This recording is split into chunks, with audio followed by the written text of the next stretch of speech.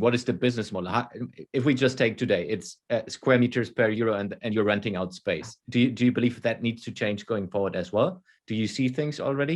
Yeah, these are the practicalities that need to change. So I we've been advocating for a long time that square meter, the only thing that a square meter is relevant for is on the cost side, because it costs money to build a square meter. But on the income side, it's totally irrelevant. If I go up to a retailer and say, what do you want me to do? Shall I double your space or shall I double visitation? The answer is easy. Yeah. So it's not a completely fair question, because one may affect the other. But I think it's about the visitation and the conversion that helps the retailer, meet his goals. And so we need to look at new ways of engaging. And that new ways of engaging is also getting more involved with each other. Until recently, the landlord and the retailer were sitting on opposite sides of the table. So how can we move them together? Because ultimately, we share the same challenge, bringing people to that place, giving them a good time, and making sure that they spend some money there.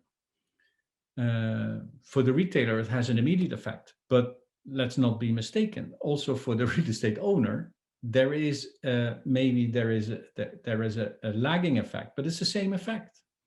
Even though you can have a 10-year lease, but if the retailer doesn't make the ends meet, your square meter lease has no value.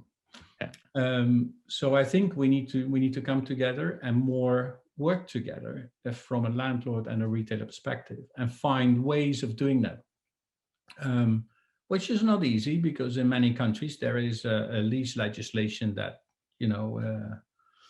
is quite cumbersome to organize for that. But I think you have to, at some point, you just have to make a start.